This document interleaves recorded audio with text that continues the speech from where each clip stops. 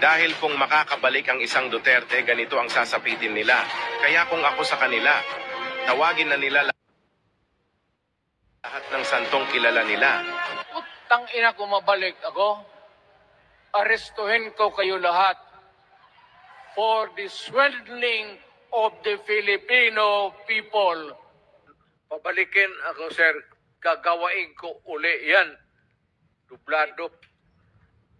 Dublado. Your Honor. Silence, please.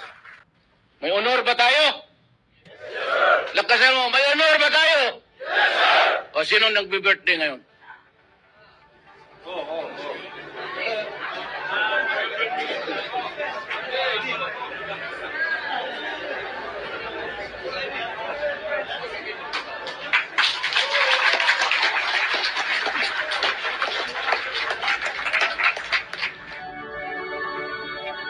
Maaring sa iba ito parang maliit na bagay lamang. Ngunit sa nakatanggap ng relo ay malaking bagay sa kanya. Madadala niya hanggang pagtanda niya, isang alaala na minsang isang panahon, isang pangulo ng bansa binigyan ako ng relo. Oo, relo lang sa iba. Ngunit ang paglaanan ka ng oras ng isang presidente ay isang malaking pribilehiyo sa sinumang tao. Ito ay isang alaalang hindi kayang tumbasan ng pera.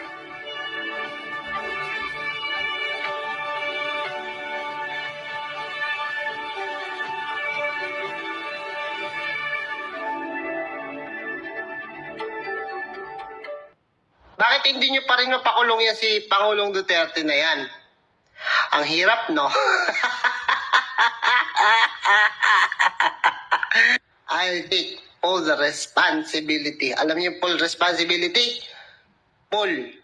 Full kayo. Ito lang si Pangulong Rodrigo Duterte ang may kikwento ko sa mga susunod na henerasyon na proud ako na naging presidente.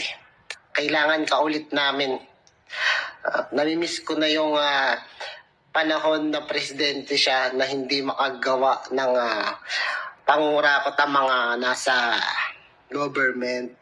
Tapos yung war on drugs niya, hindi ka nakakabahan na yung mga anak mo baka sa future maging drug addict.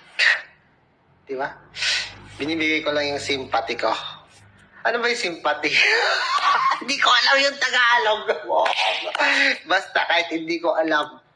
Basta. Kaya President Rodrigo Duterte talaga. The best ka. I salute you. Tabi dyan, di kang kausap ko. Wala nga, away, bati-bati tayo. Alam ninyo, ako'y tao lamang.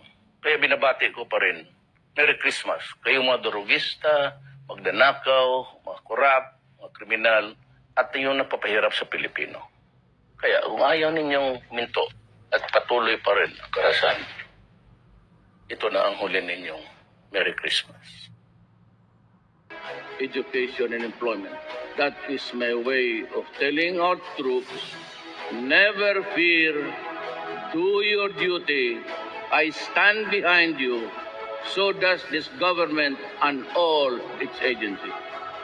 No amount of modern equipment kung ang ating pong mga sundalo ay makaluma pa rin yung kanilang attitude at pag-iisip.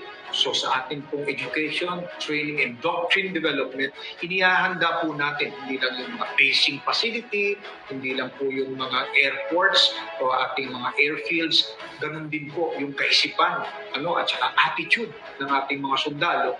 Handa na nilang ma-optimize ang modern equipment na meron tayo. Ang center talaga is the individual soldier.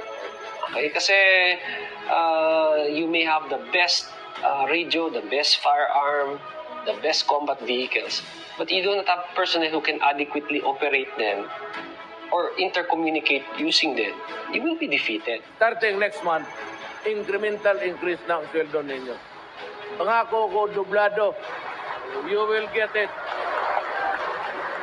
Sa kabutihang loob po ng ating Pangulo, dinagdagan niya po ang sweldo ng mga sundalo. Kaya kami po ay talagang masaya at nagpapasalamat. With the increased number of material coming in, more training, the increase in salary, the increase of opportunities for our soldiers to do more, Lahat yan kasama na sa pagtaas ng moral. And of course, the most important is a very supportive national government headed by our president. Our program will end in 2028 and we believe and we're confident by 2028 we'll have a world-class of army that is a source of national pride. Siya ang nag-iisang commander-in-chief na nakarating sa pinakamarami ng mga military camps sa buong bansa.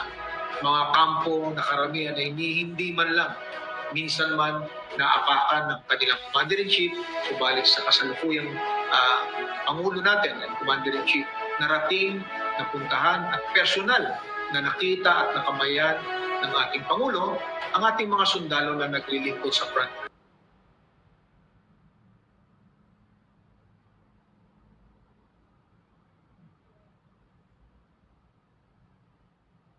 Ating Pangulong Duterte, sana sabi naman niya baka bumalik siya sa politika. So yun, meron din kaming panawagan na sana nga bumalik na siya sa politika. Kailangan namin yung ganung klaseng leadership na pinakita niya for 6 years. Baka naman pwede magsalita rin yung aking mga kasamahan. Sige po, sir. Kayo, sir. We will support Duterte until forever. Yes. Tuminong ang bayan sa time niya. Sana dito ulit siya, hindi namin siya iiwan hanggang sa huling patak ng dumayo. Si Ma'am Elizabeth naman. Ma'am, kayo po. Maraming salamat sa pagkakataong maipakita ko ang suporta ko sa dating Pangulong Duterte dahil hinahangaan ko siya noon pa. Kinampanya ko siya. Hindi ko siya pwede pabayaan ngayon dahil ayaw ko magkamali uli. Dapat tulungan ko at suportahan ang sana tumakbo siya uli. Kasi hindi ako nagkamali sa kanya. Hindi ako nagkamali sa kanya.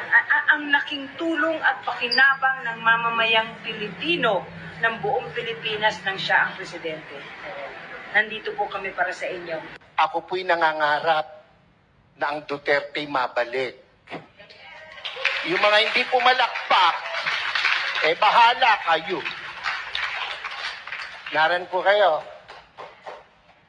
Pansinin nyo, noong panahon niya na nakaupo, mga politiko'y takot na gumawa ng mali.